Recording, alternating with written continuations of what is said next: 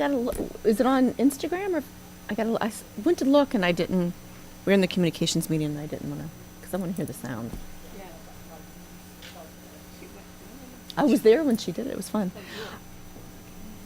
I'm starting.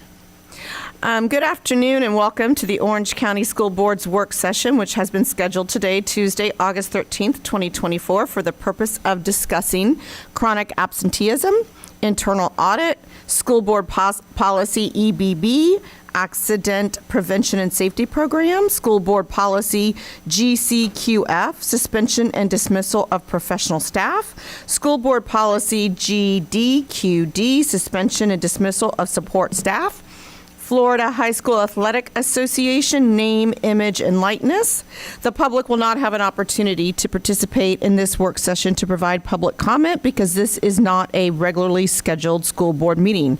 No action will be taken, and there will be no open comment period in which the public normally addresses the school board on relevant topics that are related to the work of the board. Thank you so much for being with us this afternoon.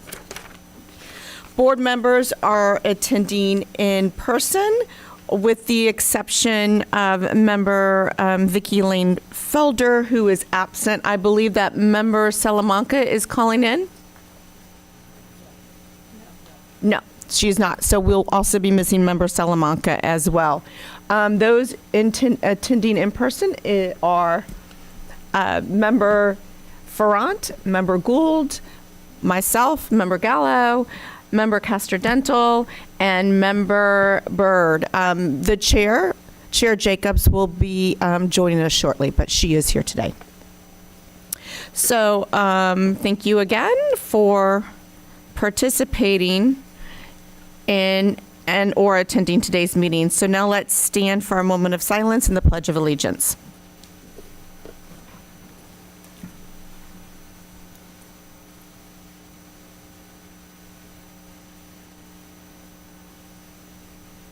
And now the pledge. I pledge allegiance to the flag of the United States of America and to the republic for which it stands, one nation, under God, indivisible, with liberty and justice for all.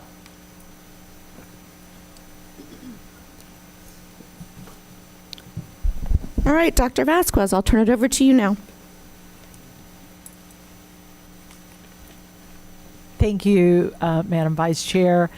As the board is aware, we have been dealing with chronic absenteeism, as has the rest of the country, and we have worked to try and provide interventions to our students.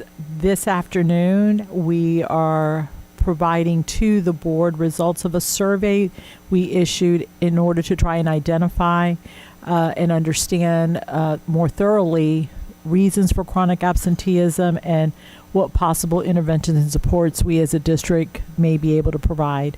I'm pleased that Mr. Greg Moody, Executive Leader over School Choice, will be presenting to us this afternoon.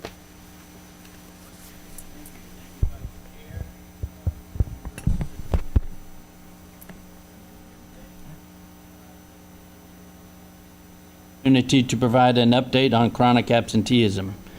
In an effort to capture perceptions of chronically absent students, we developed and distributed a survey to chronically absent students in May. Working with several departments, the developed survey was sent to 6,256 OCPS students in traditional middle and high schools who met the threshold of 21 or more days absent from August 10th to the end of February. A survey link was placed on qualified students' launch pads. Several Connect Orange messages and emails were sent asking students to take the survey. Questions were derived from research and recent literature on chronic absenteeism. What you see on the screen here is the number of eligible students that received the survey by grade level. I'll take a minute to review the 10 questions on the survey. The first question was, how many days of school have you missed this school year? 1 to 5, 6 to 10, 11 to 20, 21 to 30, or 31 or more days? Questions 2 and 3, I believe school is important, yes or no? I believe attending school will help improve my grade, yes or no? Compared to other students at school, how many days have you missed this year? Less than most, the same as most, more than most? How do you get to school? And in this one, they were able to select multiple, all that applied. I get a ride from a sibling or a parent or guardian. I ride the school bus. I ride public transportation. I walk, or other. What are your top 3 reasons for coming to school? In this one, they were to select the top 3 answers. Education is important to me. An adult at school encourages me to attend. My classes are interesting. I want to participate in after-school activities. My parent or guardian encourages me to come to school. I want to graduate. I know school will help achieve my career goals. We also wanted to know who notices when you miss school. My teachers, my principal, another adult at school, my parent or guardian, friends, or nobody. Yes, ma'am. We have a lot of policies to go over today, and I don't think that we're going to get through all of them. I'm sure that the Absolutely. superintendent has a plan, but maybe we don't have to read what's in, just to kind of expedite time. You got it. Thank you. I can make that happen. Thank you so much. All right. And then we asked, what are the top 3 reasons why you miss school? Which of the following would you find helpful in improving your attendance? And finally, what grade are you in? So let's talk about the middle school respondents. We had 63 of the 1,344 middle schools respond. This is the breakdown by grade level, who responded. First question was, compared to other students at school, how many days have you missed? You can see most of the students realize that they missed more than most students, 42 of them.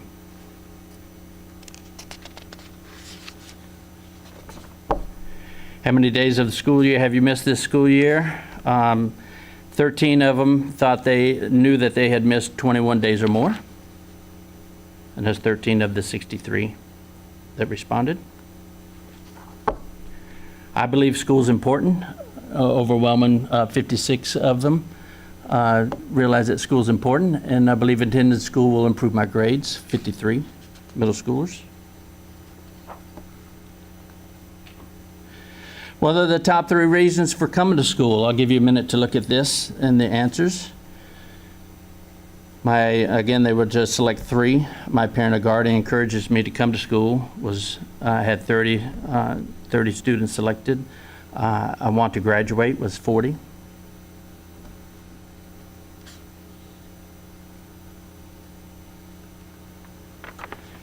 Who notices when you miss school? 37 of them selected my teacher, my parent or guardian, 42, and my friends, 44.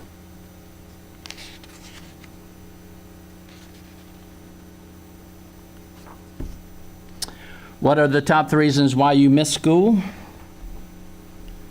33 of the middle school students said, I just don't like school. 45 said, I'm sick or a member of my family is sick.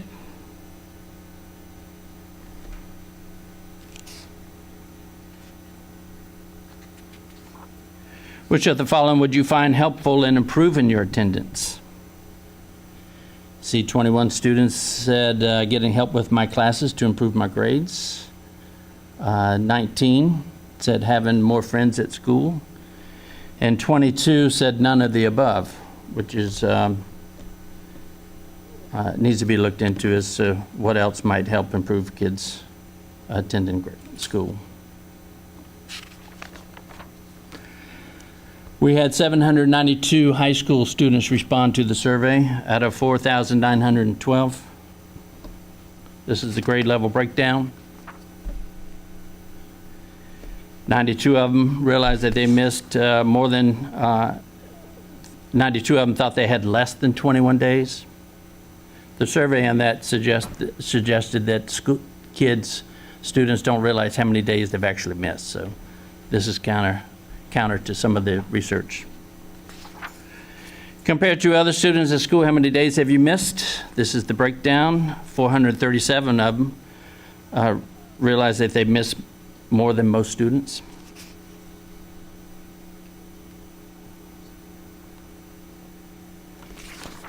The questions: I believe school is important, and I believe attending school will improve my grades. 723 and 525 agreed with that. How do you get to school? I get a ride from my siblings or parent or guardian, 673. I ride the school bus, 296.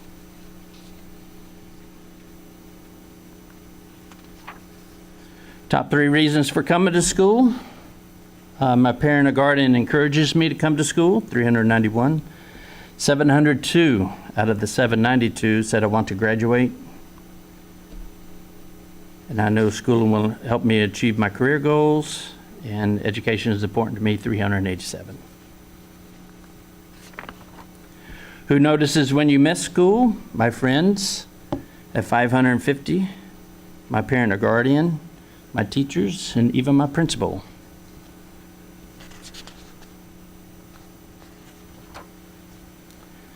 Top 3 reasons why students miss school. I'm sick or another family member is sick. I have difficulty getting to and from school, 287. And I just don't like school, 352. Which would you find helpful in improving your attendance? Having an alternative to the traditional school time or setting, 318. Selected that. Getting help with my classes to improve my grades, 265.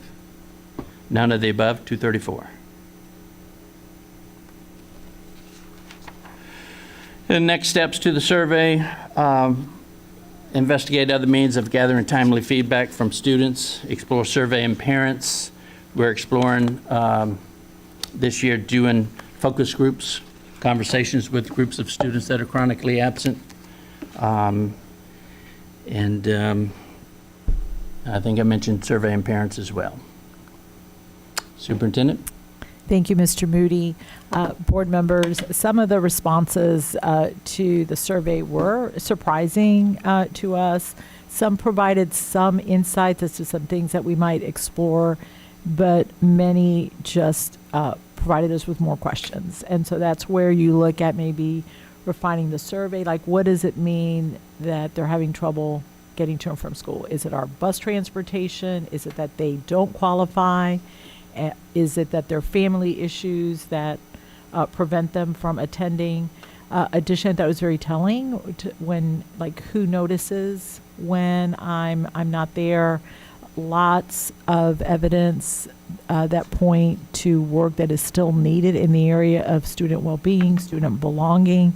We wanted the board to have this data so you know we have not dropped chronic absenteeism, and we will continue to apprise the board as we continue to gather more feedback from the students so that we really can drive interventions to bring down our chronic absentee rate. And so now we're ready to hear any questions, comments, discussions from the board. Thank you, Dr. Vasquez. Member Byrd.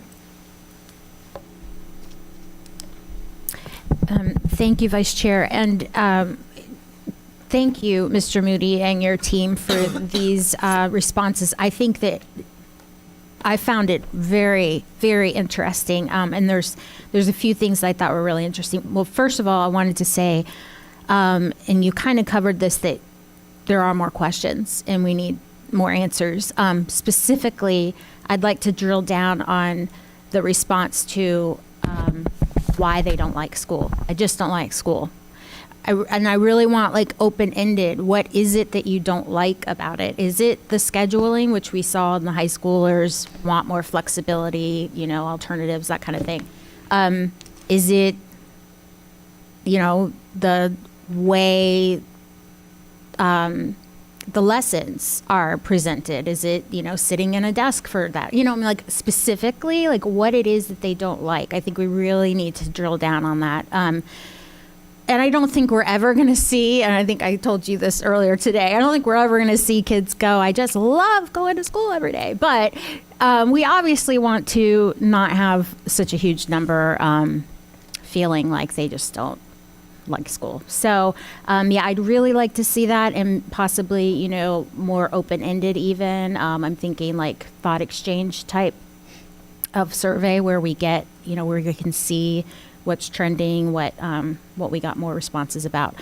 I thought it was really interesting and not surprising that they said that who notices. First of all, I'm very pleased that they feel like their teachers notice. That's great. But I also think it's really important for us to realize that many of them said that their friends noticed when they're not there. And I think by them saying that, it shows what an importance that plays in their life, and that peer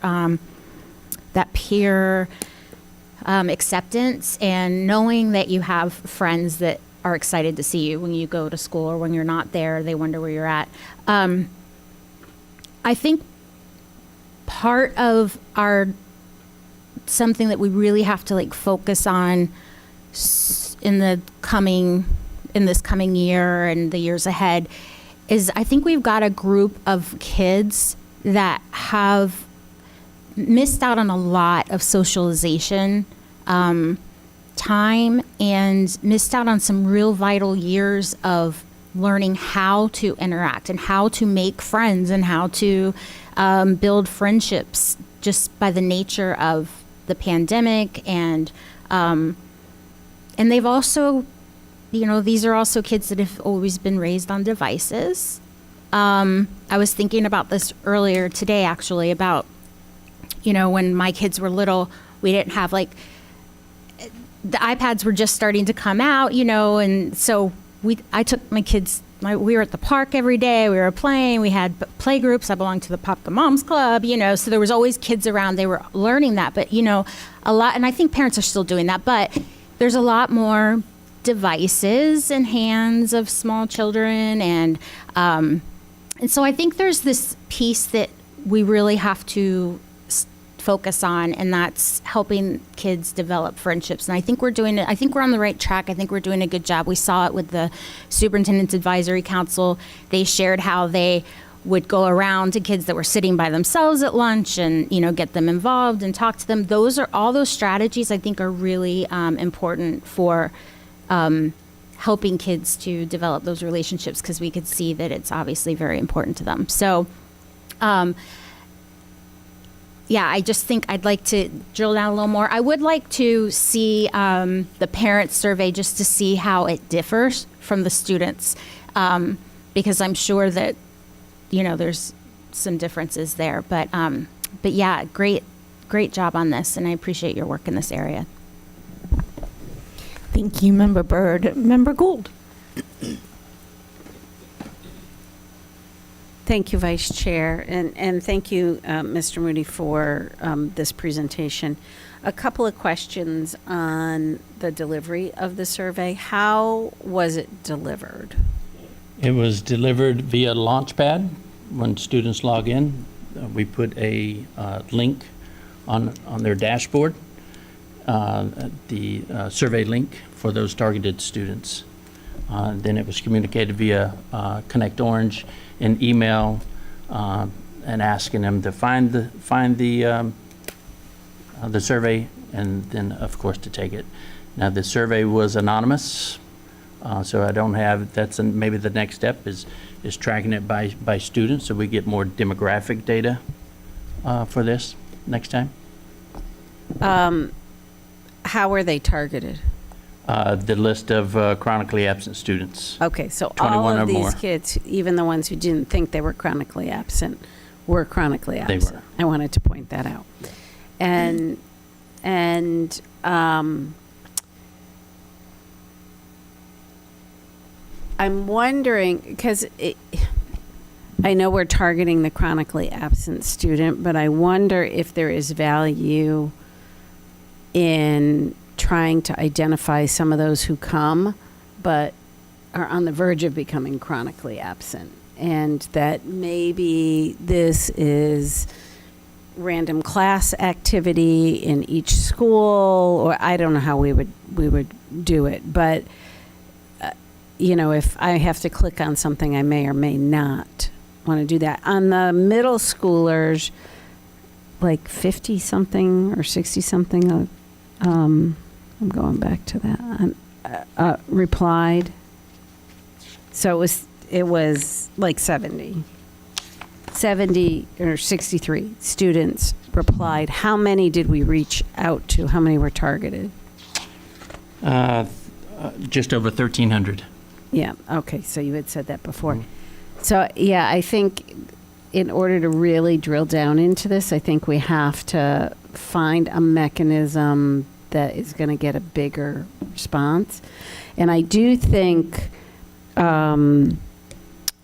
getting support at school and not liking the school structure, like it's just not the right fit. They don't feel it's the right fit for them, are two completely disparate things. And I think you identified that already, Superintendent, but I would definitely say those should be two different questions. Would you like a different kind of school? And then back to the open-ended question, what would make a difference? If it's a smaller school, if it has more hands-on experiential programming, more CTE, especially in this population, what would engage them to want to be there? It would also be interesting, I think, to see out of these kids who have some kind of an idea of what they want after graduation, if they know, if they don't know, if they know they want to go to college, if they know they want to be a plumber, if they know that or not. So those are just some observations that I had, but it's great data and it's really a great start. So thank you. Thank you, Member Gould. Member Front. Thank you. So thank you so much for the presentation and just all the information. I think it's super helpful. I agree as well. Sometimes the presentation of getting the survey to the students can sometimes be like, I think with any of our surveys, like half the time, parents, teachers, it doesn't matter who, it's like, okay, another survey next. If there was a way for maybe someone, like a person at the school, a teacher or counselor, that could have a list of kids like, hey, at some point in this week, do you think you could just grab this kid and say, hey, can I ask you a few questions? And you just mark it down. Were we trying to be more anonymous with the survey? On this approach, we were trying to be anonymous on this one. More anonymous. Yeah. Okay. So another thing that I did notice too is the 10th, 11th, and 12th graders on slide, is that slide 2? I think so. They have the most, that age group. So you're getting towards the end. They've been doing school every year. Mm-hmm. It's like, I feel like even with my own kids, it's like those are the years where you're really having to go, okay, I see that you don't see the purpose in this, but there's a finish line. We're almost there. Those are the ages where I think it would be really beneficial to really go after kids. Like I think Member Gould was just saying as well, where you say, hey, if you're not coming to school, would a different setting work better for you? Would one of our choice options like the universal or the different options that we have where it's more tech-based or learning a trade, I think maybe being a little more strategic and really going after those kids and saying, hey, what can we do to help keep you in this for the long haul? You just have a short period left. But really when kids are having this chronic absentee, it's usually, well, I know for sickness and whatnot, but I think a lot of kids are like mental health day, especially after COVID. Kids were taking mental health days left and right, and I think it's just become like a norm, and helping parents and students to sort of like get out of that cycle. So maybe also if we coupled with a survey, like, I don't know. I think surveying, but more personalized, where you're having somebody that they already are connected to, go up to them and say, hey, what could we do to help you? What, is there something? And maybe you would find like, oh, wow, you're dealing with this? Well, that's an easy fix. Let's get that figured out. And that gives more personalized care. Just my thoughts. Thank you. Thank you, Member Ferrant. So I have a couple of questions and comments, most of which have been mentioned by my fellow board members. It's clear that the students are not always aware that they're missing time. I think that it would be a good idea to drill down into some of this information because there wasn't a lot of the surveys that we pushed out. We didn't get a large sampling of those who responded, which I don't think is unusual for the students that we were reaching out to not being at school. I did find it interesting that on slide 16, they picked their friends. I think that's great. That kind of shows that they are connected to school. So why are they still missing? Were they able to pick more than one answer for that question, or could they only pick one answer? They could pick many. Okay, so someone could say my friends and then my parents. Okay. Right. That's a good thing because I was getting a little nervous that parents weren't aware that their kids were missing school. So that's a good thing. So they know that they know that attending school is beneficial. They know that it will help them with their grades. They all kind of expressed, or the majority expressed, the will to graduate. So I guess what's interesting in my mind is they want to come to school. They know they need to be in school, yet they're not getting to school. So if graduating and knowing my grades will improve is not enough motivation, what would motivate them to get school? Or as you mentioned, we have more questions and answers. Why aren't they getting there? Is it the bus? Is it something else? Is it they don't like getting up in the morning? Like what is that reason? When you determine chronic absenteeism of these students, what was the definition for absenteeism that you used to determine that these students were chronic? So the definition of absenteeism is excused absence, unexcused absence, suspension, out-of-school suspension, and not entered. I'm looking for the specific, how many hours of school would they have to miss before they're considered absent? So to be considered absent, you have to miss more than half the day of school. So this looked at what we call the day status. So when a student attends school, if they miss more than half of the day, they receive a day status of absent, and that can be either excused or unexcused. So we're looking at any student that's missed more than half the day is considered absent. So I can't tell. Is it working? Can you hear me? Yep. So these was in middle and high school, so it's secondary. So how many class periods is that roughly that they would? So if they miss 4 periods, they're considered absent. Correct. Or 3 periods, 3.5 periods. More than half would be 4. 4 periods. Yes, ma'am. 4 out of 7. So when we looked at their chronic absenteeism, we did it by day.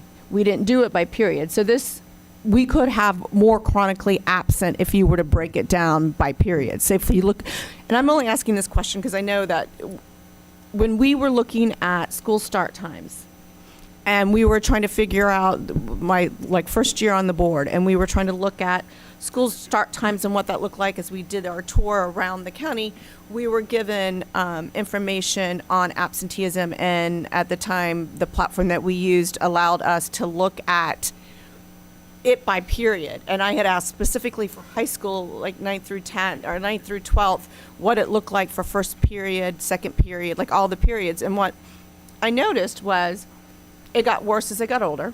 So in 9th grade, they were pretty good about coming into that first period and that 7th period, because I was really trying to look at 1st and 7th because we were looking at start times on the impact that it would have if we had later start times. So in 9th grade, they were pretty good. I mean, they're on their bus, their parents are driving them, but once they get to that sweet spot when they're driving, 11th and 12th graders were by far the worst. They did not show up to first and second period. They missed a lot of 7th period as the school year wore on. So like that information is helpful from an educated, like kind of educating our parents, educating our kids on the issues with chronic absenteeism, that it's just not you missing the day. It's any time missed in the seat. It's like every minute, every second counts that you're at school. And I think that's the message that we need to have, because I think if we were able to throw that data in and look at it by period, our numbers would really increase, especially for our first and our second and our last. Probably in middle school, maybe just that last period. But in high school, I think that we have a bigger problem than what we're witnessing right now if you were to look at it by period. So I appreciate all the work that y'all did on this. I think this is great information. I mean, without the data, we can't fix what we don't know. We still have a lot of information that we need before we can solve the problem, but we have to start educating our parents on the importance, because I think what we found post-COVID is they don't feel school's important. They don't feel that attending school's important. And as we discussed up here before, we've made it easier for them to miss school because we allow them to make, with ingenuity and those things over the summer, we've made it possible for them to miss school, and we're still going to help them in a 6-week period of time do enough work that they would have done for a whole year, which in my mind is not a high quality education. You're not getting the most that you can out of that subject. So I'm glad that we're tackling this. I know that we're not the only district in the state of Florida that has this issue. It's across the state, across the country. Absenteeism is through the roof. And I don't know how we're going to really put a dent in our achievement gaps and do what we need to do if we can't get kids to be at school. So thank you. Thank you, Vice Chair. Member Castellano. Thank you, Madam Chair, and thank you, Mr. Moody, for the presentation. One request I have is if you could differentiate between a student being sick and then also caring for someone in their family who's sick.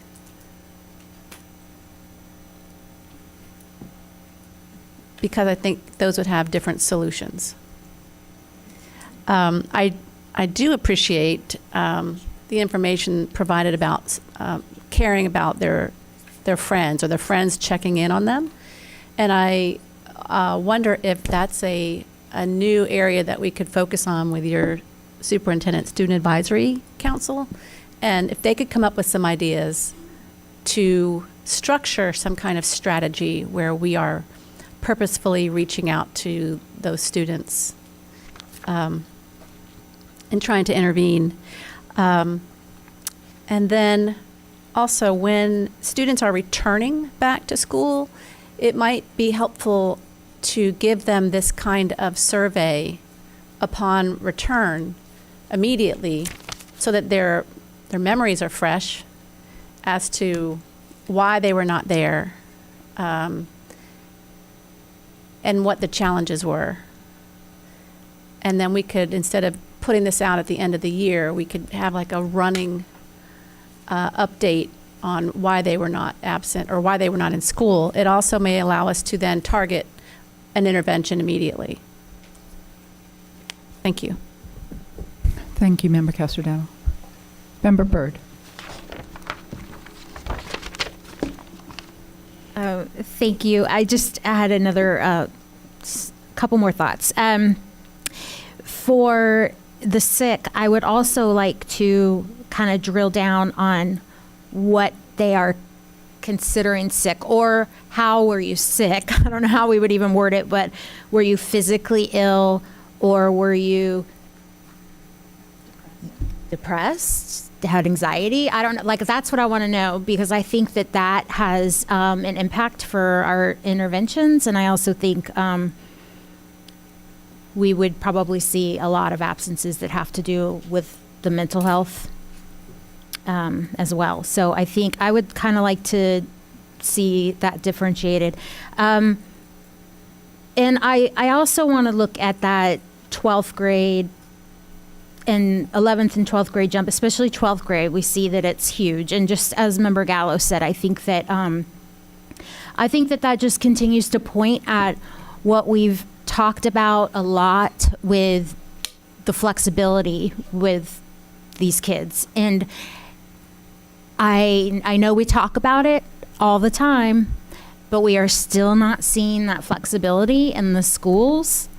And we discussed this when we were talking about budget, and we were talking about looking at how we can make it easier for principals to be more flexible for our seniors. And it's still a problem we're still having. I'm having it at schools in my district where there is not the flexibility that should be allowed for these kids that are pretty much done. They maybe have 2 credits left, and yet they're being forced to be on campus for a certain period of time by taking more classes than they need, and that is definitely not what we want happening. So I think that, that's something that we need to continue to explore. And then I also think that a question, something in there about not just we can make it up with ingenuity, but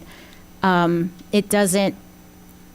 question like, it doesn't matter if I attend all the time because I can still make good grades. Because it's not just failing a course and making it up with ingenuity. It is, as Member Gallo said, these kids can miss 20, 30 days and still pass the course and still do the work. And I think that's what we saw with the pandemic too, was kids have learned that they can miss class and do the work, do it all, even turn it all in at the end of the semester or the end of the 9 weeks, and they can still get a B or a C or an A or a B. So I think that would be important to know if that's going through these kids' head when they're missing school, that it doesn't matter, I can just catch up. That's it. Thank you. Thank you, Member Byrd. Member Ferrant? Thank you, Madam Chair. So just to clarify, I think I would love to see that question broken down, the sick part of whether you're actually physically ill, or was it a mental health day in the sense that you were dealing with anxiety or something like that, and then did you just you feel stressed and you needed a break from school? Because I think all of those, if we just couple them all into mental health, then we'll think everybody has, I think some of these kids are like, I need a break. Like, I think adults feel that way. And so maybe breaking it down like that, I don't know if that would be helpful. That's it. Vice Chair. Microphone problems. I apologize. So I want to just comment briefly on Member Byrd's point about flexibility in high school, because I don't know if we did this for a high school in every district, but I know in my district, East River, we did implement like a 9 period or a 10 period day where they could choose to come in. As long as they did their 7 periods or 6 periods or whatever period they want, they could literally come in whenever they want. They could customize their schedule to meet their needs as long as they had transportation and the ability to get to school. If they didn't have, then obviously they would have to adhere to the normal schedule rotation. But it wasn't very effective. Like, I don't know that we did a deep dive into why, but we did it for a year and then didn't do it after that. So I was just curious, was it due to like the teachers? Was it logistically difficult for us to do it and be able to have kids get to all the classes? Like, I would love to know what worked well and what didn't work so well. Because I agree with Member Byrd. I think these kids want flexibility. They want to be able to come and go. I know that when my daughter did enrollment her senior year, and she was not a good student, my older one. Like, she was not a fan of school. She would have probably, if I allowed her to, fallen into this chronic absenteeism. My younger would too, but I learned about chronic absenteeism, unfortunately for her 11th grade year, and then she was not allowed to miss any more school. So she really got the shorter end of the stick on that one. But the one thing that my older daughter loved when she did her grades went up in dual enrollment. She was so much happier in dual enrollment. And the reason was it was a flexibility. She was doing something she enjoyed. She knew she was getting credits, and she got to pick her schedule and she could come and go. And I know logistically that's probably very hard to do with our high schools, but I think that that's what they're craving. So it should definitely be something that we look at to see the pros and cons, and if we could implement it, because they want to come and go, especially the ones that have the cars. And then, of course, we got to look at it from an equity standpoint from, because I guess those who can get there could have flexible schedules, and those who can't wouldn't be able to. So that'd be something we'd address. But anyways, that's just my 2 cents. Thank you. Thank you, Vice Chair. Member Gould. So I had a son the same way who, while he enjoyed school and he was in the Apex program at Olympia, he would never miss a day once he was dual enrolled in his A+ networking and cybersecurity at Orange Tech. Never. So it just turns on a spark that traditional classes can't do. And violin wasn't enough by then for him. One other thing I forgot to mention before, I think it would also be helpful to know when they're doing the top 3, and I know you were doing it anonymously, but where there was the same person or persons answering, like one is, I don't like school and I need help with my grades. Do those correlate in some way or not correlate in some way?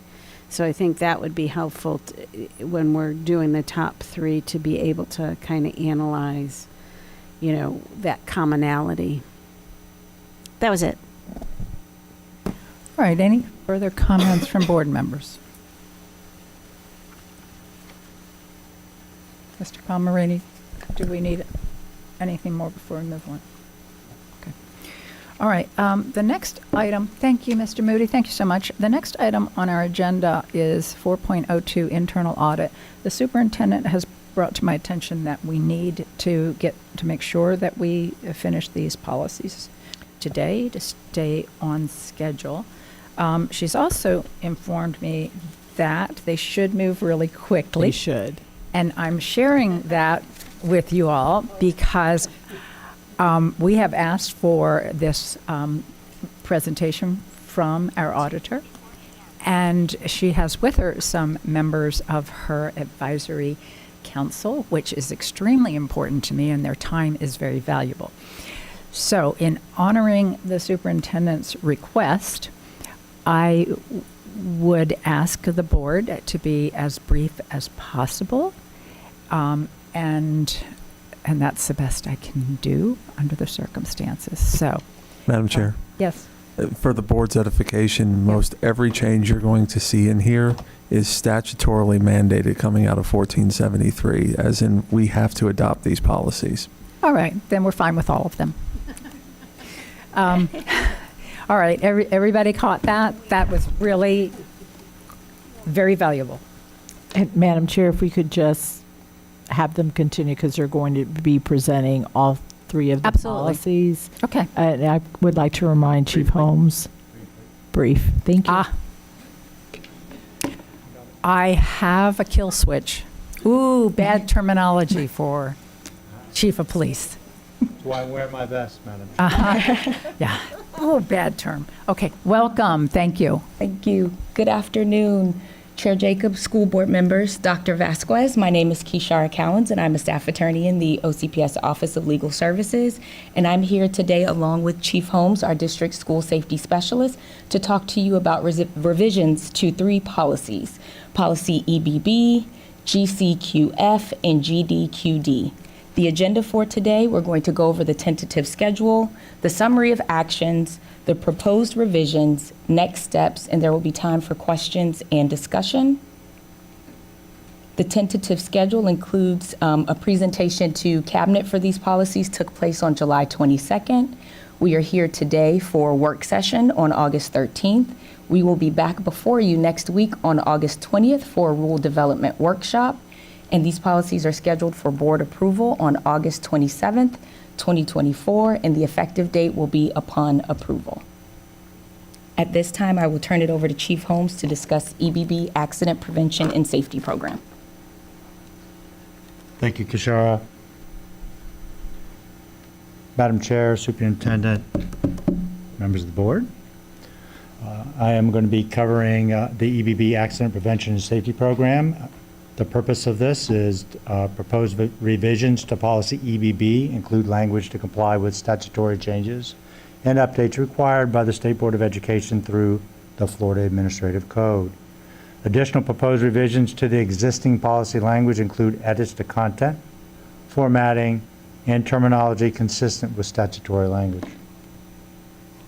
The first change is not a statutory request. It is a request from your team here at OCPS that I am the school safety specialist currently designated by the superintendent, and you can see this language talks about that here. We are looking for an option, and I'll read it to you. Other than what is prescribed here, an OCPS District Police law enforcement officer or an administrator with prior law enforcement experience assigned to the district police. So we're looking to be able to hand this down to an administrator level, somebody that works for the chief of the district police. Chief still has oversight and responsibility for that. Make sure it all gets done, but it's an administrator that would work for me. There's some additional statutory language, like we mentioned. The school safety specialist I shall do these things. A, review or appoint a designee to review in conjunction with the superintendent, the school district policies and procedures at least annually for compliance with state laws and rules, as provided by section 1006.076A1, Florida statutes, and submit all school district policies and written procedures pertaining to the health, safety, and welfare of students to the Office of Safe Schools by the required deadline this year at September 1st. B, review the district's timely and accurate submission of the school environmental safety incident reports, assessor, to the Florida Department of Education, pursuant to section, and you can read that.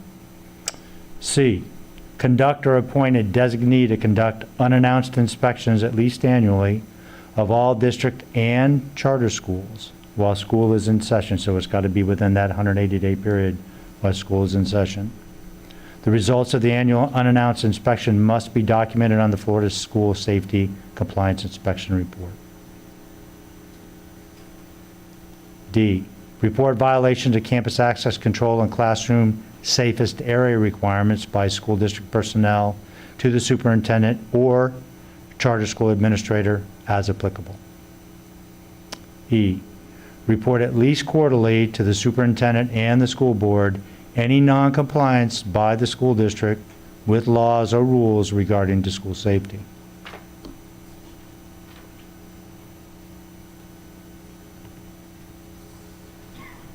We're going to jump forward to J.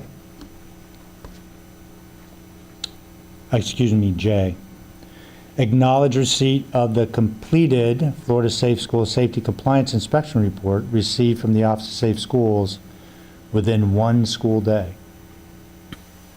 K, respond in writing within 3 school days after receiving written notice of a suspected deficiency from the Office of Safe Schools. The response must verify that the district or school has corrected the suspected deficiency or must include a written plan describing how the district will bring the identified schools into compliance. The plan must include an estimated date of completion and an explanation of alternate security measures designed to maintain a safe learning environment.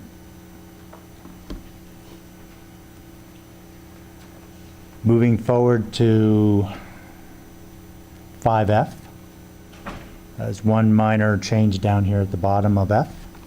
The school safety specialist or designee, in consultation with the executive leader, may require schools to add or implement additional safety and security measures for extracurricular activities and after-school events. As you can see, we're making adjustments from what was the chief of the high schools now to whichever executive leader I need to report that to, because events, as you might imagine, go on in elementary, middle, and needless to say, our high schools. Let's go to 7C. The school safety specialist or designee, in conjunction with the superintendent, shall review charter school policies and procedures at least annually for compliance with state law and rules pursuant to Rule 6A-1.00184B, Florida Administrative Code, and submit all charter school policies and written procedures pertaining to the health, safety, and welfare of students to the Office of Safe Schools by the required deadline. Again, September 1st. I think I'm going to be busy. What do you think? Yep, very. All right. You probably didn't ever think you were going to have a board policy that was going to be titled unmanned aircraft, but we're Before we proposing move one. on, can we take a couple of questions from board members? Vice Chair?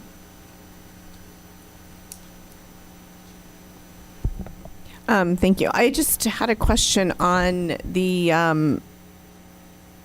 addition of adding on the safety specialist, just the addition of adding someone at administrative level that has law enforcement experience. What was the reasoning behind that, to add that? We're just looking for options in the event, we have a very small law enforcement unit with a tremendous amount of responsibilities. Sending your police chief out to do a safe school inspection at every one of your schools, even if I have a small team to do it, is going to take a tremendous amount of my time. My focus should be on making sure schools are safe and secure. This is a compliance position. You can see they're turning it into an inspection and a compliance position based on how they wrote 1473. That's what they want. We want to give it to them, and that's a lot you're asking of just one position that's so important in your district to handle the whole overall safety and security of all the 253 schools we're talking about. Of course, I totally understand that. So when it was decided to add this, like, who were you thinking? Would it be someone from your team? Would it be one of our current OCPS Yeah, law we have enforcement? somebody Okay. we're working with right now, developing, and things are coming along quite nicely. And But it would be an internal staff person. We wouldn't be hiring outside of OCPS. that is absolutely not our intention. You need to have OCPS experience to tackle this. This is the big orange. You just don't walk in here from the outside not having that kind of experience and get involved in this. There's a lot to it. And we've done, I think, a stellar job of developing our team, our cops as well. And if we had to have somebody step up that was law enforcement to fill in, say we lost our administrator, Right. They go on to bigger and better things, be a safety specialist elsewhere. We'll be able to backfill that. We just want to be able to play more than one option here. Okay. Really. So I guess my next question would be for Mr. Palmerini. Because it has the word administrator in there, does that designate it that it has to be an OCPS employee?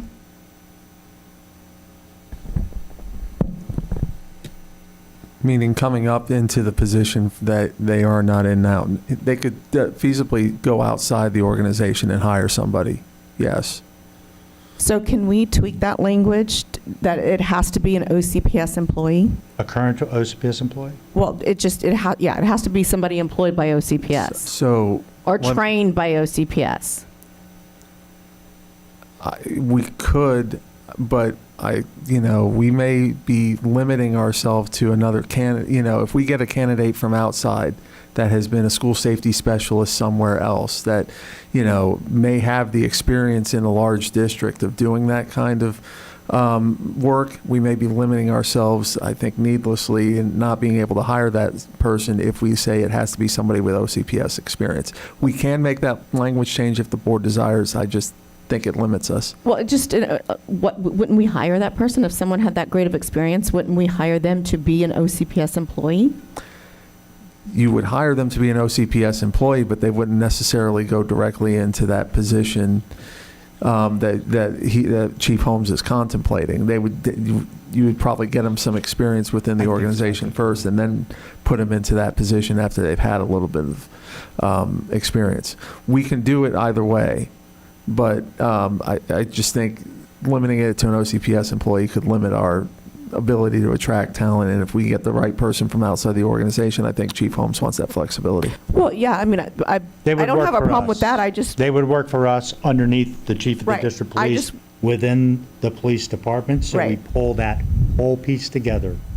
Law enforcement, safety and security, compliance, all tied together like this. I guess I'm just trying to ensure that, we sometimes contract out for security guards. I just want to make sure that something as important as this is only done by an employee of OCPS, whether it's a brand new employee under your supervision. I just want to ensure that if something were to happen, we wouldn't be able to contract out to another provider or a service to be looking over the safety of our schools. And so as long as that language kind of states that, I'm fine. So, Madam Chair, may I?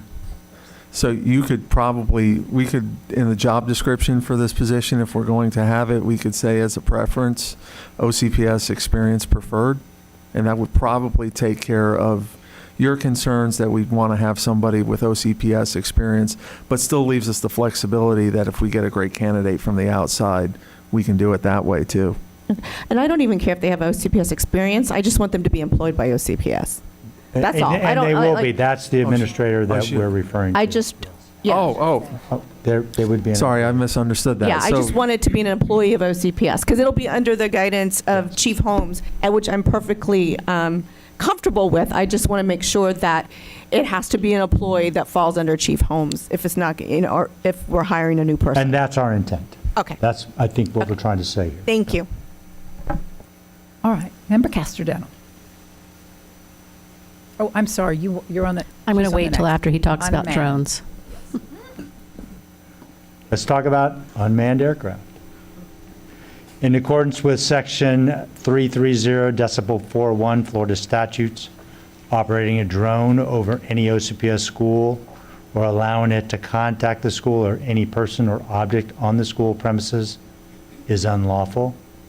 An exception, here's one, an exception may be granted with prior written consent of the school district, or two, a law enforcement agency in compliance with Section 934.50 Florida statutes, or a person under contract with or otherwise acting under the direction of such law enforcement agency, is exempt from this section. Thank you. So I don't have a problem with this section, but I have a question. If I was a teacher and I was using drones with my class, would this affect my ability to do so? As long as it's approved, no.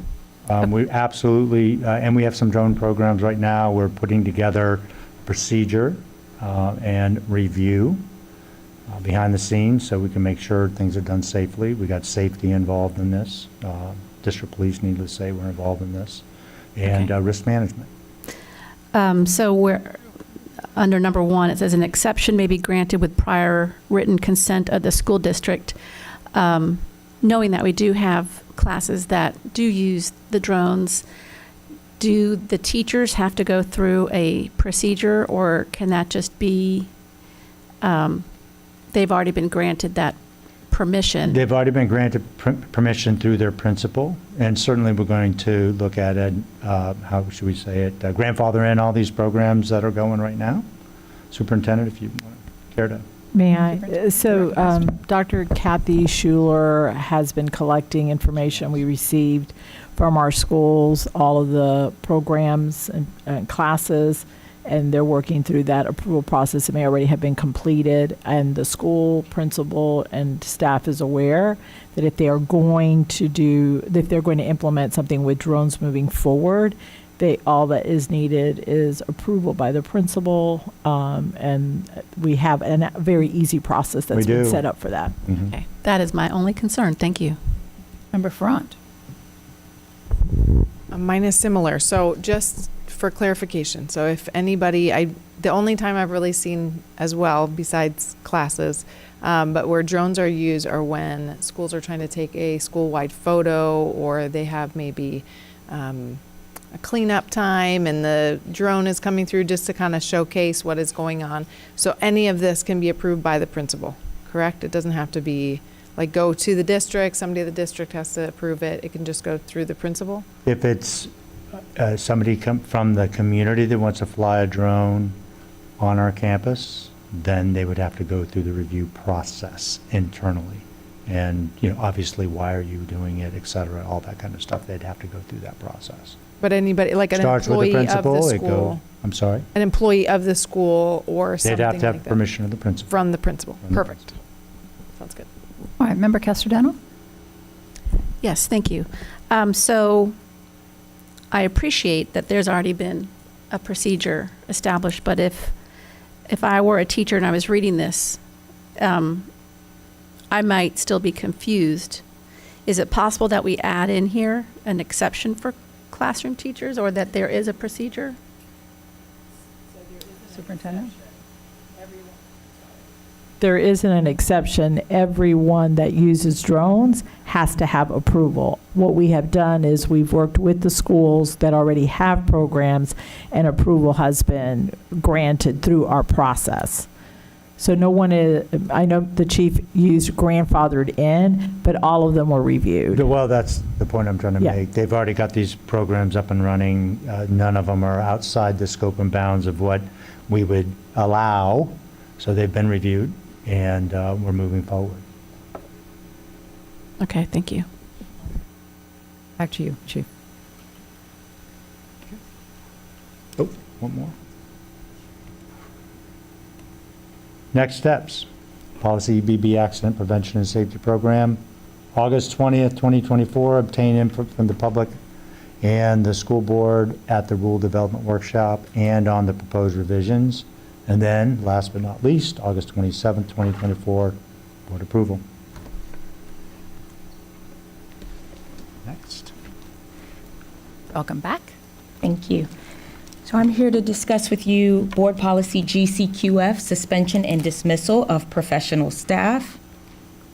These revisions, as Attorney Palmerini mentioned earlier, we're bringing to you because House Bill 1473 made some changes, and they are requiring us to update our policies, in particular with regard to a progressive discipline policy if there are violations of our campus access and control requirements. And so as you will see located in Section 7, we've added the following language. Administrative and instructional staff must follow the campus access control and classroom safest area requirements outlined in Section 1607 Florida statutes. Administrative and instructional staff must report any known violations of these requirements to the school principal. If the principal is alleged to have violated these requirements, the violation must be reported to the superintendent. Violation of the campus access control and safest area requirements may result in discipline. The disciplinary action shall be progressive, whereby the severity of the violation, past violations of a similar nature, and past disciplinary action for those violations are all taken into consideration. All right, we have a question from, or comment from Vice Chair Gallo. Yes. So, how, and I know that everything has to be locked, gates have to be locked, everything has to be locked. So, for example, most elementary school teachers at the beginning of the school day will open up their doors and greet their students. So, and they high five them or whatever they go in. Is that a violation because their door is open and not locked? Chief Holmes is saying no. No. Oh, go ahead, Chief. It's not. We're about to give some guidance that we received from Safe Schools, ingress and egress, when you're coming and going. That's part of, again, something that's authorized. And then once class is in session, the door has to be closed and locked. So even in Simple as between that. class times, they're allowed to have, They can open the door so students can come and go. There's no way we're getting in and out unless we do that, and somebody Right. doesn't have to stand there and open, close. No, it's just not, it allows for that. and what about what about the students that are, like, the library has, the media center has to be locked, do bathrooms have to be locked? Like, how are we navigating bathrooms and media, how are we navigating bathrooms and media center and the bathrooms in the cafeterias and then the cafeterias and all the other things that need to be locked? The focus on that is instruction taking place. So, for example, the media center is a good example of it. Obviously, that's not happening in any of our bathrooms, okay? So they do not have to be locked. But if you're in the media center and you're holding class in the media center, it has to be locked while class is in session. Okay. After that, it can be open. Okay, so if kids are coming and going to check out books, it could be open. Yes. And the main office can be unlocked as well, since there's not instruction taking place in the main office? No, the front office has to be locked because it has access to the open air outside. No, I'm talking about locked from access You're talking inside about the the school. administrative office? Yeah, like the administrative office, like, so if a parent comes to check out a student, and a child goes to the office, will the office that's on the inside of the building, will that be unlocked? Or will someone have to let that child into the office? On the inside perimeter. I understand the outside absolutely has to be locked. I like to refer to the front office in the school that I'm talking about as the Sally port. Are you talking about the Sally port? Yes. It needs to remain locked.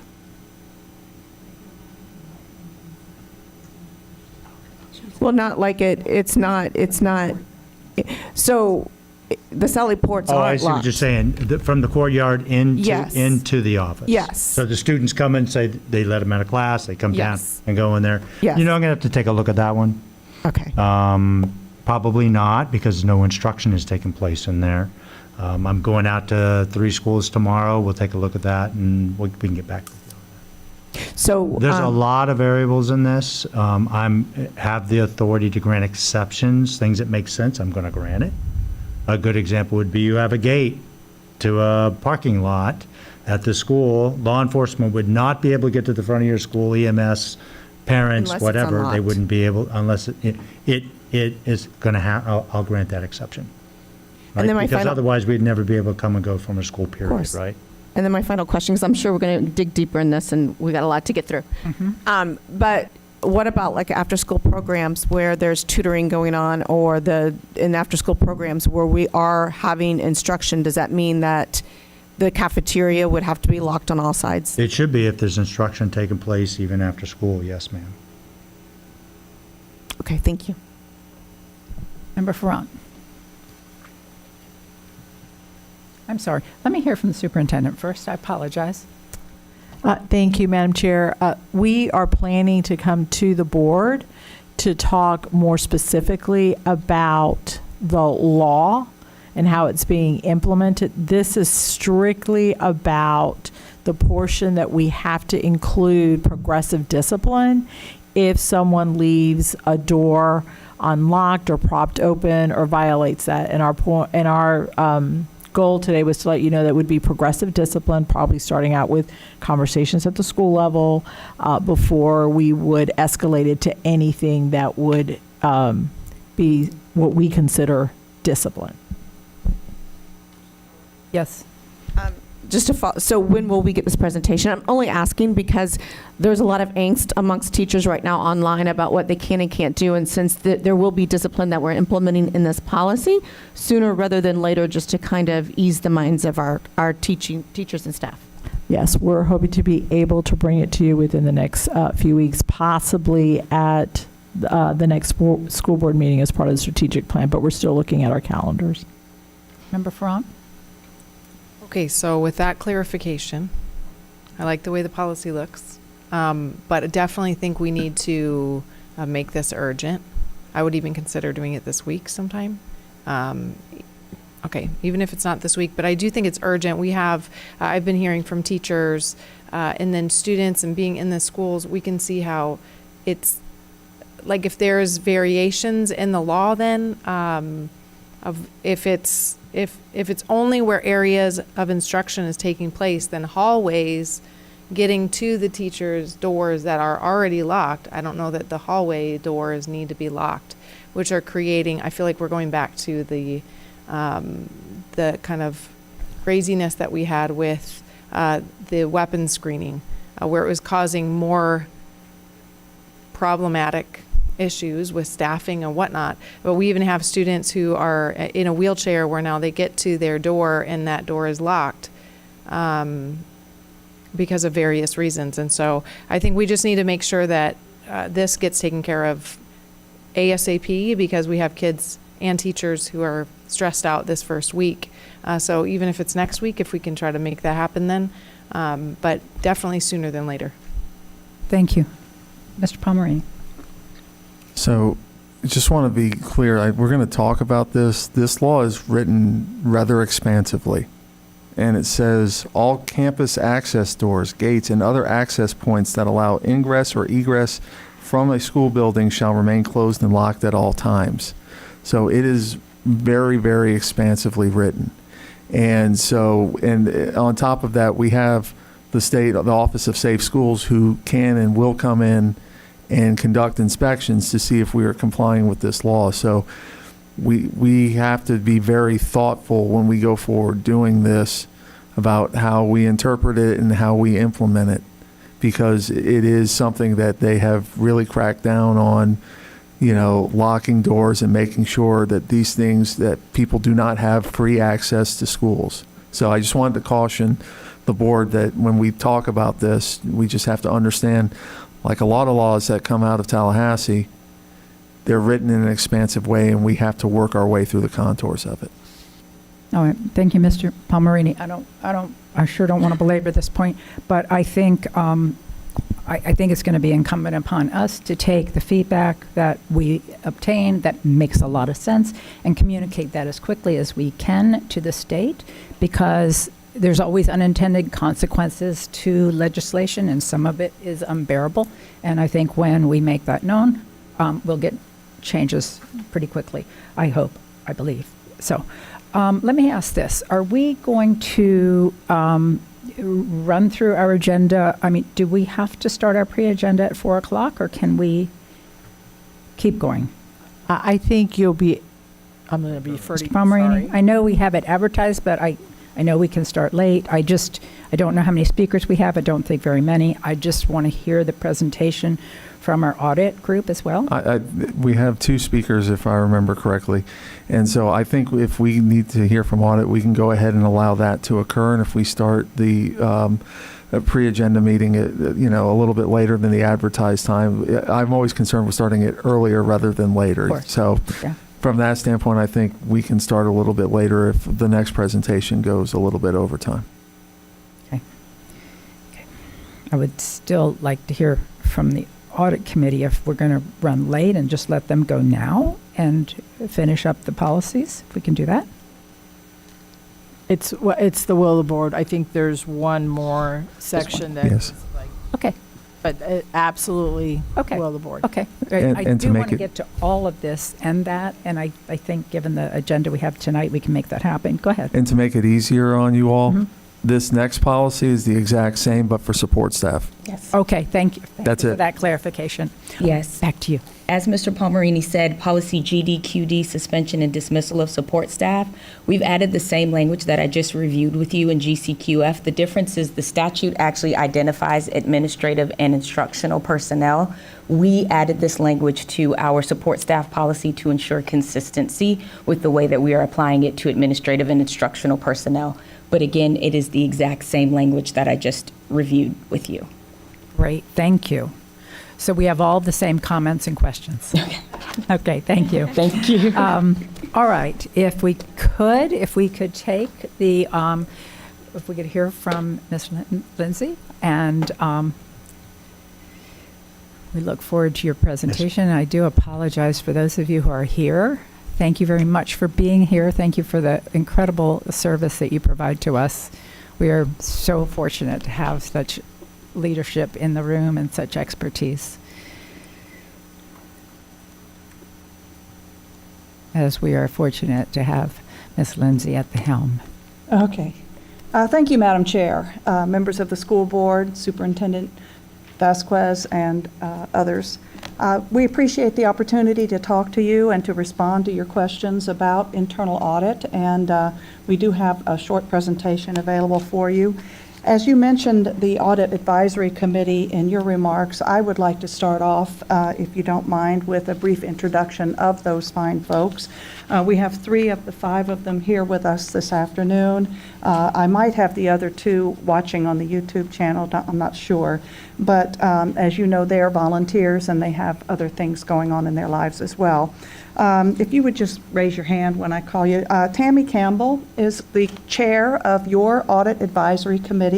She is a partner with McDermott Davis LLC here in Orlando. She is a certified public accountant and has been on the committee a number of years.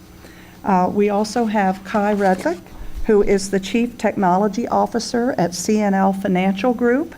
She is finishing up her last term on our committee, having served 3 full terms, and will go off the board or off the committee at the end of this calendar year. And then Lynn Mole is one of our newer members. She is the Chief Audit Executive at the Institute of Internal Auditors. So she does the same thing that I do, only where it all happens, so to speak, and definitely helps to keep us on our toes when it comes to the professional standards. Not in the room this afternoon are Dan Williams, who is retired Senior VP for Darden Restaurants. He was the head of internal audit there for 8 years and serves us continuing in his retirement. And then also Brian Paulson, who is the Vice President, Disney Cruise Line and Disney Signature Experience, Commercial, Finance, and Planning. I always have to read that because it's quite an impressive title, but he also is one of our volunteer committee members, and I am most grateful for their support and their involvement. So thank you for letting me introduce them. I'd also just like, as a group, to recognize my team who is sitting behind the Audit Advisory Committee, your team, if I may, because they're the folks who make it happen, so to speak. So, without further ado, well, not that one. There we go. We're going to talk about governance and reporting relationships first. And I just wanted to briefly give you a little history of auditing here at OCPS. The internal audit department of this district has been independent of management for at least the last 25 years that I know of for certain. The department, of course, is decades old. It's been around a very long time, but it's been operating independent of district management for at least 25 years. The school board, an earlier version of you fine folks, established the Audit Advisory Committee in 2003. And we've had sitting members serving in that role since that time. We started with a committee of 3. It is now 5 persons. They are governed by a charter, which you also approve, and they are experts in their respective fields and fully qualified to oversee this function on your behalf. The department itself follows the professional standards established by the Institute of Internal Auditors. As I've mentioned previously, you hear me talk about that every time I'm up here. And just so that everyone knows, even the auditors get audited. This department has successfully achieved a passing score or a successful external peer review 4 times previously in the years noted on the slide, and our next external peer review will occur in 2026. So, the purpose of internal auditing, as we all know, is really to provide the school board and management and all stakeholders in the district with risk-based, independent, objective assurance and advice and insight and foresight that help enhance all of these things here. I won't read every bullet on every slide because I know you're pressed for time, but it's all about helping you folks be successful in meeting your governance responsibilities as well as helping management achieve the district's overall strategic goals and objectives. We have a mandate. The reason why we do what we do is really twofold. It's because you folks have charged us with these responsibilities through a charter for our department that was originally adopted in 2003 and was most recently revised in January of 2021. and we will bring to you another revision later this year. And in addition, we have a statutory mandate, Section 1001.42, subparagraph 12, subparagraph L, that basically says large Florida school districts must have an internal audit function that reports to the school board. And why? Why do we have this mandate? Well, it gives assurance that we're helping to achieve and reinforce public confidence, we're helping with management insights, and we're helping you folks in your oversight roles and responsibilities. And I would like to point out that according to the statutes, our department has the same authority and access privileges to data, personnel, information, records, and what have you, as the State Auditor General. So the essential conditions that are necessary for an effective internal audit function include many of the bullets here. I would like to say that we are in good shape here. We do have senior board and senior management support. We have unrestricted access. We have an independent reporting relationship, which we'll talk more about in a few minutes, and the other things that you can see here on your slide. So how do we achieve this necessary independence? Obviously, we have to work with management. We have an excellent collegial relationship with the superintendent and her team, but we don't report functionally to that group. We report to you through the Audit Advisory Committee. We have that Access All Areas mandate, which I told you about, that is required through the charter that you've adopted as well as through the statutes. And we are provided, thanks to you folks, necessary and appropriate resources to conduct the work that we do. And we have an administrative reporting relationship to a senior level person. It has been for many years the general counsel. Now, independence, you talk about that. What is it exactly? Well, at its essence, it's the freedom to think and act without restraint. You want us to be able to conduct our work and report to you our findings unfettered by concerns about repercussions or anything that would be constraining on the completeness and accuracy of information necessary to assist you in your roles as the governing body. But that doesn't mean we're isolated. We are, as I always tell everybody, we do work for the district. We do understand the culture of the district and our policies and procedures, and definitely are all in on the district's mission and goals and objectives. So when we're looking at risk and when we're looking at where we can focus our attentions, we're trying first and foremost to look at areas that could in any way impede the district's achievement of that mission and those goals and objectives. This is a diagram from the Institute of Internal Auditors that just sort of depicts the relationship between and amongst these three bodies. The governing body, which here at OCPS is comprised of you folks and on your behalf, the Audit Advisory Committee. Management, which is the superintendent and her cabinet and all of the staff who take care of everything at the district, and the internal audit function, which I lead and we function here. It shows that the governing body provides direction and delegation of responsibilities down to both management and the internal audit team. And those two groups, management and the internal auditors, provide back up to you folks information that helps with accountability and reporting and information. But between management and internal audit, we have this collegial and cooperative and communicative type of thing where we are working together and collaborating as necessary to make the work that you direct our two groups to perform effective. Here at OCPS, there's our little org chart.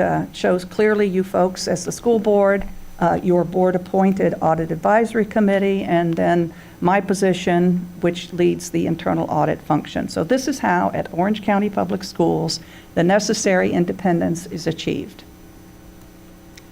This chart depicts this is also from the Institute of Internal Auditors. It depicts a great number of, although by no means every, task associated with running an effective internal audit function. And it talks about how those matters are managed and which ones are discussed with management and with the school board or the audit advisory committee, and which ones have authority for approvals or consultation.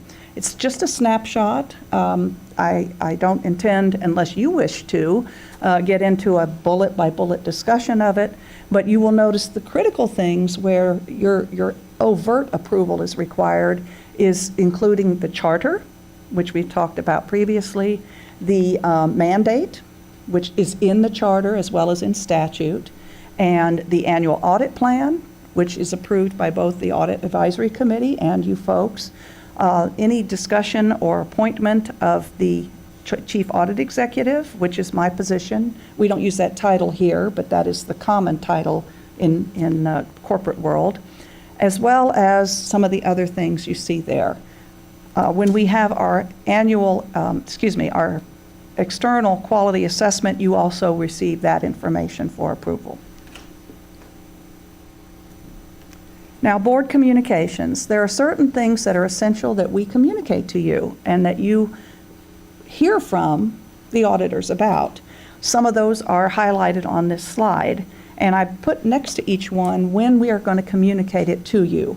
So, for example, the internal audit charter usually comes to you in the fall if I or the Audit Advisory Committee are recommending any revisions. The internal audit mandate and authority, well, we're talking about that today. And then you'll hear something from us annually. Usually we come in January for an annual report that the Audit Advisory Committee chair and I present. So some of these things you're going to hear once a year. Some of them we're going to hear whenever you wish to hear from us. If you have other ideas about how much you want to hear or when you want to hear it. And other things are required by our professional standards to at least once a year affirm to you regarding our independence and our reporting relationships. So, for example, the essential conditions that I mentioned earlier, we're telling you today what conditions are essential for an effective internal audit function, and we will, when appropriate, let you know if any of those essential conditions are not being met. Otherwise, everything's working the way it's supposed to. Okay, so more board communications. You do get all of our completed audit reports along with management's responses to those. You get all of the information that goes in the agenda packets for the Audit Advisory Committee, all of the reports that they've asked for, minutes of their meetings, their agendas, and any presentations that they see from external auditors. At this morning's meeting, we had 2 presentations from external audit firms that the committee heard and received on your behalf. It was related to planning. It was not audit results. It was related to planning for audits that are conducted at the year end. And the annual risk report, and all of those items, they come to you as well as to the Audit Advisory Committee. Next, I'm going to talk very briefly about the audit planning process. You're very familiar with this, I believe, and this first slide should be familiar to you. This chart shows the basic audit plan development process at a high level. Audit planning occurs in the late spring each year and culminates with a plan that is reviewed and approved by both the Audit Advisory Committee and the school board. So, you know, I come and talk to each of you in the spring, as well as to each member of the cabinet and to the superintendent and others, to get a sense of where are the concerns and the risks and what things have we been addressing or would you like to have addressed. We look at what we call the audit universe, which is everything that we have identified as auditable areas, and then we evaluate risk for each of those areas, and I'll talk about that in a moment. We distill this into a prioritized list of areas and then basically work through that list until we get out of resources. And then we go through that in great detail with the chair of the Audit Advisory Committee. We discuss it with the full Audit Committee and then bring it forward to you.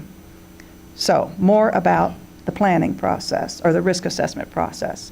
As I said, we have that audit universe, all of the auditable areas. We assess the inherent risk of those universe items across 5 spectrums of risk. Is it something that could impede our ability to achieve strategic objectives? Is it involving a lot of money? What's the financial impact? Does it have a lot of compliance and legal requirements associated with it? Is it something that could be affecting the district's reputation with its stakeholders? And data. Everything we do here at OCPS practically involves data. So the first 4 items I mentioned are pretty common in risk assessments for those of you who sort of see those things from time to time. Our team decided several years ago we wanted to add a 5th element, that being data, because it's just in everything we do. We are a very, very data-rich organization. So we work through that whole process, and once it's completed, as noted on the top bullet here, we have the results of that risk assessment. But we also have other things we consider. We do consider the work of external auditors. And we're not interested in plowing the same earth that they are, because they're doing their job and they're looking at those areas, and it's not necessary for us to repeat that work. We'd rather broaden the effect of audit efforts. So we also look at how long it's been since the last audit in an area, and how did that audit go? What were its results? We look whether there are any open findings in the area, as well as I said earlier, the results of all of our meetings and discussions with the board and senior management. And then just the general knowledge. We have somewhere in the neighborhood of 140 years of experience combined on our audit team. So they kind of know what areas are important, what's going on both within the district as well as in the education and K-12 world.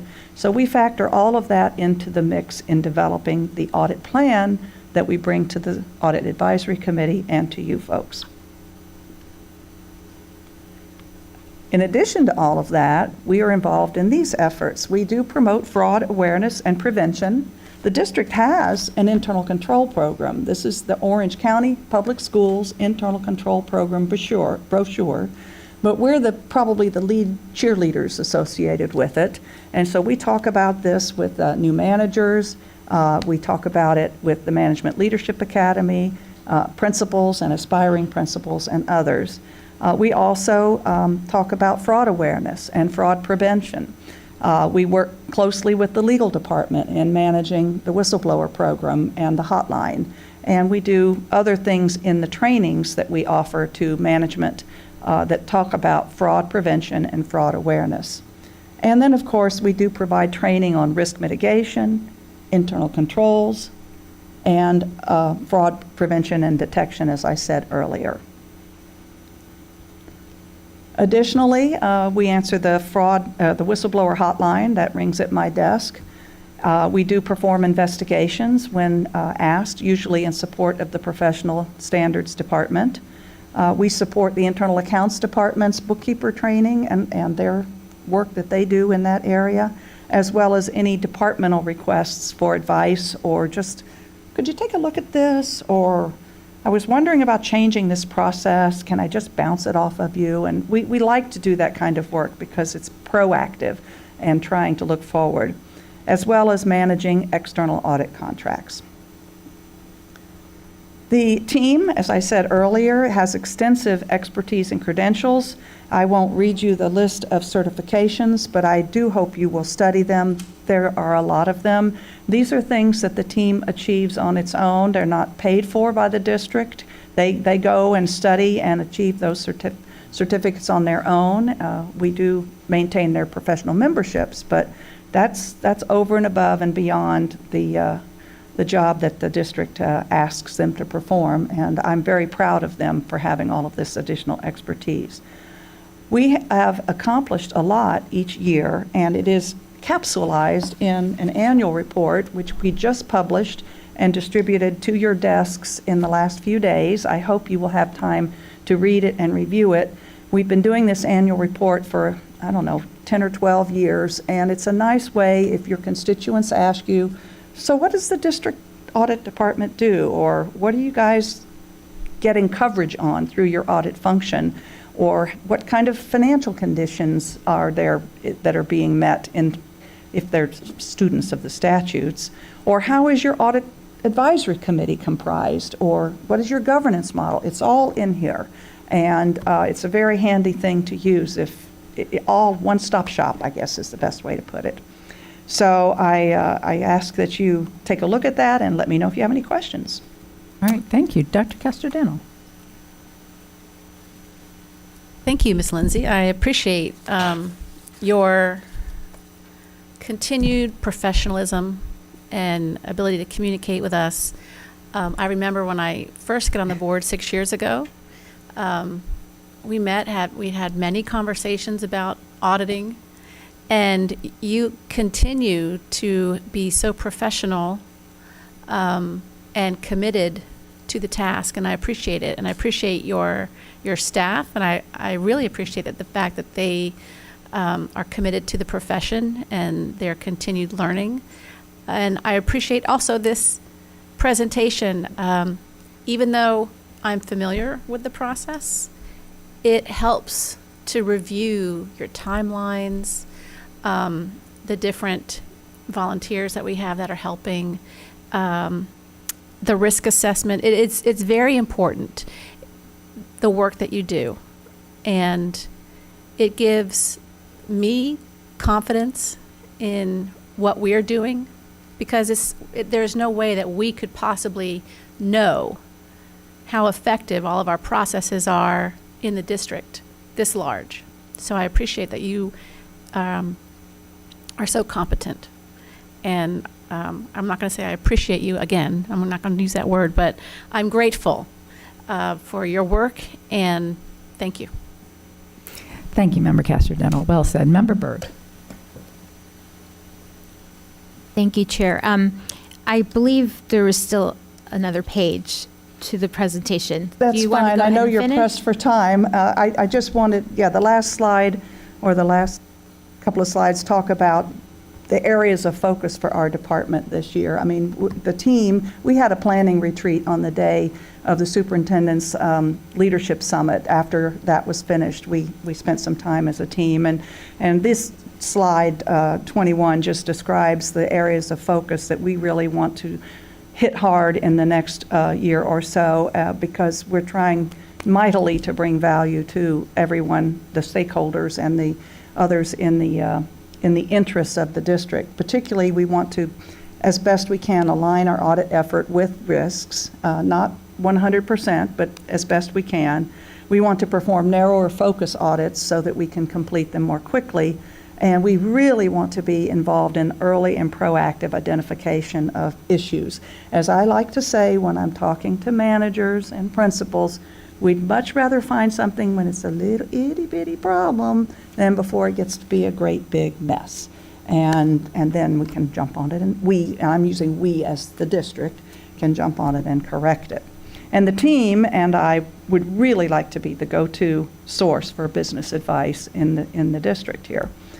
Now, we're questions. Thank you, Dr. Casterdental. All right, thank you. Anything else, Member Byrd? Yeah, I did have a question. I just wanted to make Of sure course. to get the opportunity to finish.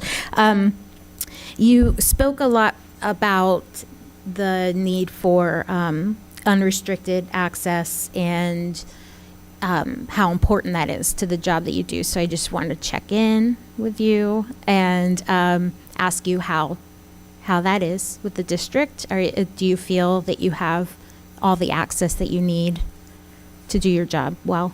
Yes, in general. I mean, sometimes we have to remind people that we have that access, that, we'll follow, if it's a sensitive data, we'll follow protocols and safeguards and all of that. And of course, being in our profession, we know how to maintain confidences and the importance of security. So occasionally somebody will say, well, no, you can't see that. But in general, we remind them, well, yes, we can, because we have statutory authority and school board direction as that. And then usually there's no issue. Great. And then finally, I just wanted to, again, say what Member Casterdental said, that this presentation is so good. And I told you when you and I met that I want you to hang on to this and share it with our new school board members we will have joining us in November, because this is this was a big learning curve when you first get on the board, understanding the audit process and the audit committee. And this presentation, I feel, was one of the most well laid out presentations you've had in a while. And I mean, they're always good, but I'm talking about how it all works. It was very self-explanatory. The charts were great. So hang on to it. I do intend to do that. I know we're going to have 2 new board members, and thank you for that direction to get more into this, so it helped make it a better presentation for you. Well, thank you, Member Byrd. So let me wrap up. You talked about the annual report and all the different ways we could use it. And one of the things that I've found, part of our constituency is obviously parents, and they're real familiar with education and what happens in the schools, and most of them are very happy with their schools. The other part of our community is oftentimes the business community, the taxpayers, and we're a large district, and some people question how much money we're spending, how we're spending, accountability. And this is one of the tools that I've found that puts people at ease when they realize, oh my gosh, they have an auditor separate from the management, and there are these checks and balances in place, and they've got an advisory board and a committee, and I tell them the makeup of that. And it builds so much credibility into the organization as a company, if you will, as opposed to just an educational structure. And so I wanted to thank you all for the confidence that having you at the table brings to the general public. So I don't even have to hand them the audit report. I just have to show them that we have this annual report and talk about the function. And anyway, it builds peace of mind for the general public as well as for the board. And I think that's an excellent idea. I'm sure, I know, because as soon as I got here, you came in and visited with me and went through your function and how that works. But I think for all new board members, it's really valuable because you come in as a board member and you're not sure what's working right, what's working might need improvement. You've got ideas, you've heard things, some of them valid, most of the time they're not.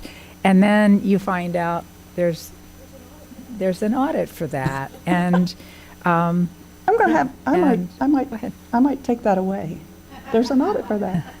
Yeah, no, but it's again, it's checks and balances. I have so much confidence, obviously, in our superintendent, in the administration, the job they're doing, but knowing that there is a separate function builds that credibility community-wide. So keep up the great work. And, Vice Chair, want to close this out?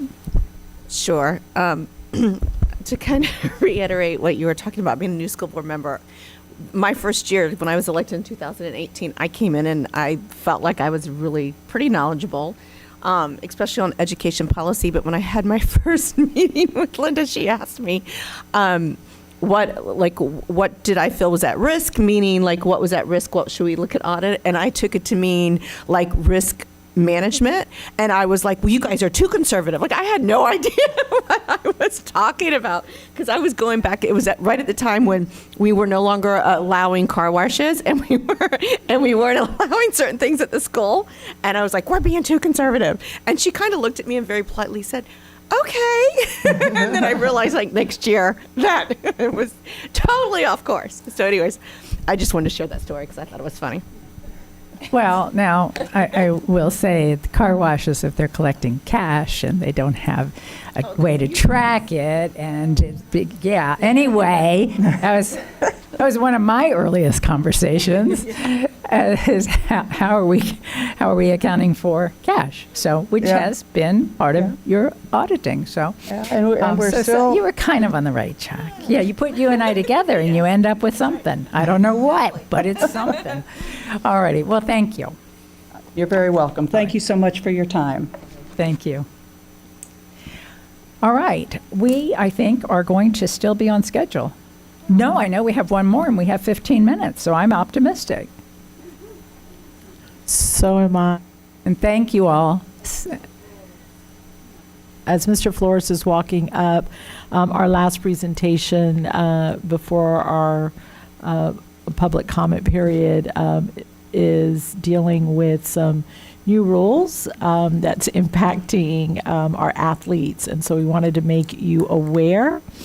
It is a short presentation, but we are available to answer questions afterwards as well. Mr. Flores, you've got the floor. It's never the presentations that that delay us. Thank you, ma'am. Good afternoon, Board Chair Jacobs, school board members, Superintendent Dr. Vasquez, and OCPS staff. I am honored to be up here and talk about the Florida High School Athletic Association's name, image, and likeness. It is a new bylaw. It falls under Operational Bylaw Article 9, Student Eligibility, and specifically Bylaw 9.9, Amateurism and Name, Image, and Likeness. This new bylaw was created by the FHSA Board of Directors and ratified by the Florida Department of Education. This is available through the FHSA handbook and is linked in this slide. What is name, image, and likeness? It is a written contract that allows our students to be compensated for their name, image, and likeness. This is accomplished through commercials, promotions, social media, and advertisement. This is limited to their 8 semesters of high school and cannot extend past their graduation date. Student responsibilities. The agreement must release the school, the district, and the FHSA of liability. Students cannot use our uniforms, logos, mascots, or campuses to include game film without prior district approval. Students cannot endorse or promote goods. Sorry about that. Students cannot endorse or promote goods or services during school or district activities. The students cannot reference the school or district accomplishments. Students cannot engage in activities that we would not advertise with, such as alcohol, tobacco, gambling, or firearms, to name a few. District personnel restrictions. No school staff or athletic staff are allowed to be involved with the contract in any way. NIL cannot be used in an effort to recruit players for athletics. Eligibility after transfer. Students who transfer during the year cannot have a new agreement for that season. An example would be fall football and a transfer for spring football. At this time, I wanted to open up for the superintendent's comments. Dr. Vasquez. Certainly, this is something that, again, will require a lot of communication, clarification to ensure everybody understands the parameters by which we need to function, and we are prepared to answer any questions the board might have. Thank you. Vice Chair. Thank you, Madam Chair. Okay, so my first question is the language that we put in this policy. Is this language that we've come up with, is this strictly to adhere to the law that passed this past legislative session? I'm trying to gather how different is this maybe from what Miami-Dade did, Broward County. Are the rules the same? Yes, ma'am. The rules are same. This is for the FHSA handbook and the bylaws by our governing body for athletics. Okay. So every school district's going to have the same language for NIL? Yes, and I would just want to clarify, it's not a policy. Correct? This is not a policy. No, ma'am, it's a bylaw. So why are we discussing it? Because we wanted the board to be made aware, because it's going to have an impact in our schools, and you may hear about it. You may also be asked questions regarding what we are doing, because it is brand new. So that's why. Mr. Pomeraney, you're recognized. Thank you, Madam Chair. And just for the board's awareness, under your school board policy, dealing with athletics, you all commit that we will follow FHSAA bylaws and procedures. So by adopting this policy, we obviously adopt compliance with FHSAA. So the rules will apply everywhere, all over the state in the same manner, regardless of where you are. Thank you. Thank you, Mr. Pomeraney. So I know that this was a legislative, not fix, but a legislative idea. I have concerns. I have concerns about NIL. I've seen what the NIL's done to college football in conjunction with opening the portal. It's just becoming a flapping door of people leaving and coming and leaving and coming because people are always going to go where they can make money. So I would be interested just to follow this to see what happens, because I would imagine if you're, say, at East River, where you may not be able to capitalize on your name and likeness as much as, say, if you were at a Timber Creek or a Boone or a West Orange or an Edgewater or a Jones, then maybe you would try to move over there. So I do have concerns. I know that this wasn't our idea, but I do have concerns with the viability of this and the unintended consequences that may happen to our student athletes and just the negotiation. Like, who's going to help these kids? Is it their parent? For me, it's just like an equity issue, but it is what it is. Thank you. Thank you, Vice Chair. Member Byrd. Thank you, Chair. Yeah, I share Member Gallo's concerns with this, and I'm wondering if it might be possible, and I think I'm asking more of this from the superintendent, if we could get periodic board updates on, maybe like a running list of students that are benefiting, what school they go to, or, contracts that have been signed, just so that we can kind of see how this is playing out this year, because I definitely am a little concerned too. We certainly can provide the board quarterly updates by maybe by sport, so that it's consistent, and we'll talk further about what that will look like, possibly an email communication, and if the board then requests additional information, we could do a work session. Thank you. Anything? I ask one more thing. Yes. As far as the personnel restrictions, that's in the bylaw. Okay. So vendors, well, I don't know if they're vendors necessarily, but the people trying to sign the kids, they are aware that the school employees can have nothing to do with this. So my question is, do we know how they are getting students involved? Involved? Are they just going to parents? Is that how this is going to work? And do we have in place in our schools some kind of already legal language for the coaches and the principals and anyone else that's approached by vendors for this? Pomeraney? So the coaches also have to follow the bylaws, and there's penalties laid out in the bylaws for violation of this. When you recruit, there's a certain level of fines, and then all of a sudden you can't coach anymore. It would also run through our professional standards office. If we had violation by our coaches of these bylaws, we would send that to professional standards for investigation. And anything we send to professional standards, if it's a complaint that meets the standard for sending up to DOE, then their license can get investigated.